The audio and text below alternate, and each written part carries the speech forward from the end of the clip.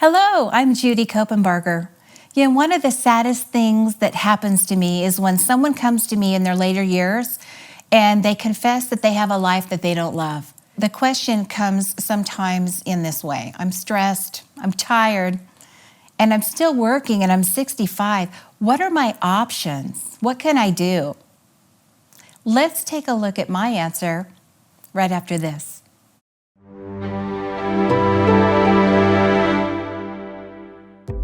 You do have some options if you're in this circumstance where you're 65 or older, you're stressed out, you're still working, your mind is tired, your body is tired. What are you to do?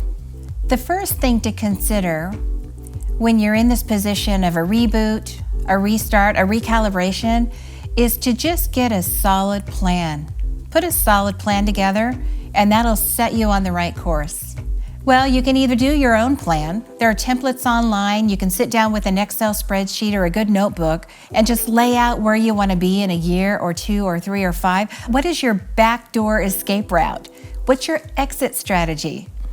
If you're working and don't want to be, how do you get out of it?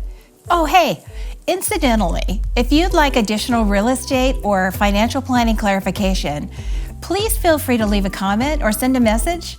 Or if you want to get valuable details on the truth about money, then go to judycopenbarger.com. Click on the little green button. It says Discover the Truth. It's there that we put together a great in-depth course that will give you insight and actionable steps to help you secure a future that will put you in a positive direction financially for generations to come. My question for you is, do you really need to still be working? Do you really need more retirement income? Planning will answer those questions for you. Do you need more money for legacy, for your family, or for their needs? How about a mortgage that you need to have paid off before this magical moment in time where you can actually go to bed, lay your head on the pillow with peace, knowing that you're not going to lose your home? A lot of people keep working at this age because they need the health coverage. It's too costly to not have it. And they're not yet at the age where they have the benefits that they have paid into. If you still feel like you need to keep working for a period of time or for a long time, consider that that might be an illusion. And good planning is going to help you solve this puzzle. Creating some proper goals will help you if this is where you find yourself. So a proper goal has 4 parts to it. The first part is it has a name. It has a title that means something to you. Maybe for you, it's a big goal, a big anniversary trip in Hawaii with all the grandkids.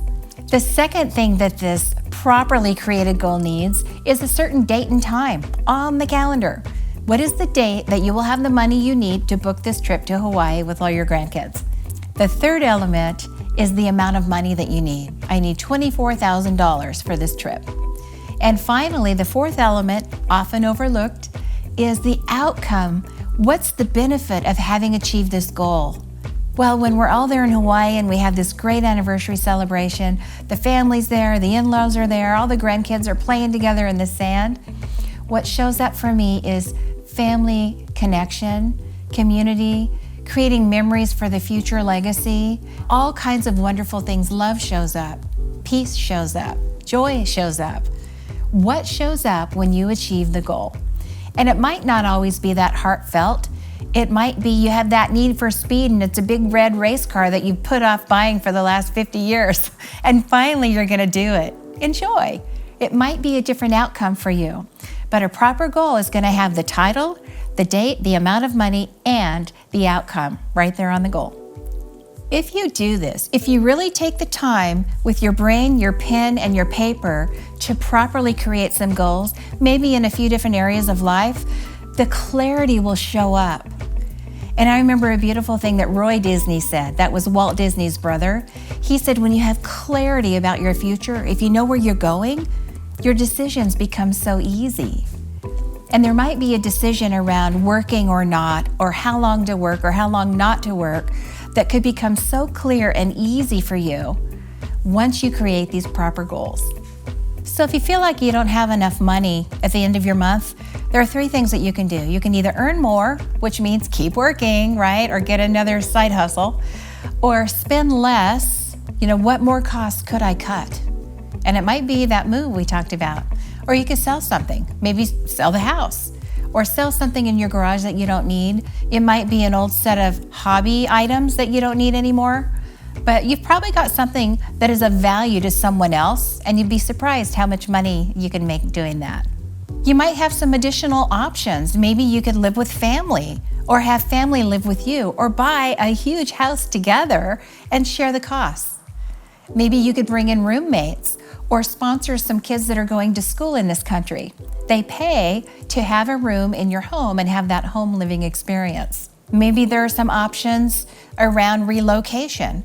Move to a different part of the country that doesn't have such a high cost of living. Maybe there is a way that you can be creative and bring out your passion and earn more money than you were making before, still working, doing something you love so it doesn't feel like work at all.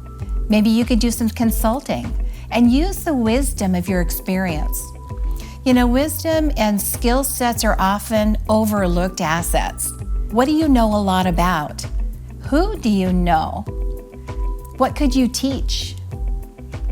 You can publish your own books on Amazon these days. You could consult, go back to the company that you worked at for so many years and offer your services. Chances are, if you don't need the benefits, you'll be working way less hours doing something you love, using your skill set, and making a whole lot more money. A client of mine recently restored his passion in stained glass. And he was so sad when he retired. He said, it's a lost art. Nobody wants it anymore. They want to buy cheap stuff from another country. They don't value the workmanship and the art that goes into creating original stained glass pieces. And I love to teach it. I taught it many years ago. And he has recently recreated this niche for teaching stained glass. It's a lost art that's coming back to life. Millennials now are looking for something new and handy and trendy that they can do. And he's got this list of students that are now learning stained glass from him. And he has just woken up to this new way to not only make money, but to serve people and live in his passion. How do I get control of my life and feel like every day I wake up and I'm excited about it? I think one of the first steps is to just let go of old expectations. Let go of fear. There might be change, and sometimes change is scary. Let go of any shame. Maybe you're working because you've made mistakes and you didn't expect to keep working into your 60s and 70s and 80s, but you feel you have to. You might have regret. You might have doubt. Maybe you're blaming each other or blaming some circumstances. That's not going to get you anywhere. This is a new start. It's a new day for you, and you can put on a brand new mindset and creatively approach the problem by planning. Mindset is your key, really. And it's true that if you think you can't, you won't, you can't. And if you think you can, you will, and you'll be right. You'll be right either way. So your first step is just create that clarity around your destination. Consider all of your options. We don't want you to feel trapped, like still stressed, still working at age 65. You want to feel like you earned the position that you're in. Now you have wisdom and skills and perspective that those young people don't have. So celebrate that. Well, now you know more about your options at age 65, work or not. You're equipped and ready to move forward. And I often say, now that you know, you can go and grow. I trust that you have found value in this information, so please share it with others who are asking the same types of financial questions. Hit the bell to be notified of new videos as they're published, and like this video. We'd love to hear your comments regarding your experiences with strategic financial planning, good, bad, and ugly.